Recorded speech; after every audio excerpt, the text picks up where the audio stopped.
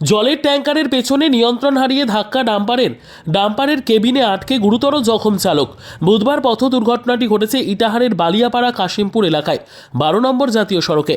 স্থানীয় বাসিন্দা সূত্রে জানা গিয়েছে, এদিন রাস্তার মাঝে ডিভাইডারে থাকা গাছে জল দিচ্ছিল জাতীয় সড়ক কর্তৃপক্ষের জলের ট্যাঙ্কার।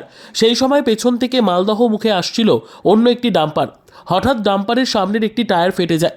এরপর নিয়ন্ত্রণ হারিয়ে ডাম্পারটি জলের ট্যাঙ্কারের পেছনে ধাক্কা মারে। দুমড়ে মুচড়ে যায় ডাম্পারের কেবিন, সেখানে আটকে যায় চালক। খবর পেয়ে ঘটনাস্থলে যায় ইটাহারের পুলিশ। প্রায় 1 ঘন্টার চেষ্টায় গ্যাস কাটার দিয়ে কেটে কেবিন থেকে উদ্ধার করা হয় চালককে।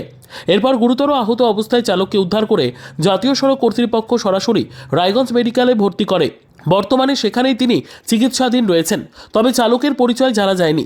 ডাম্পারের খালাসি সুস্থ রয়েছেন বলে জানা যায় পুলিশ সূত্রে। এই ঘটনায় সাময়িক যানজটের সৃষ্টি হলেও পুলিশ পরিস্থিতি স্বাভাবিক করে। পুলিশ ডাম্পারটিকে থানায় নিয়ে যায়। অ্যাক্সিডেন্টটা হয়েছে এখানে, মানে গাড়ি তো দুরন্ত ছিল কিনা, এখানে ওই পানি ট্যাঙ্কি ছিল, পানি ট্যাঙ্কিটাতে মেরেছে।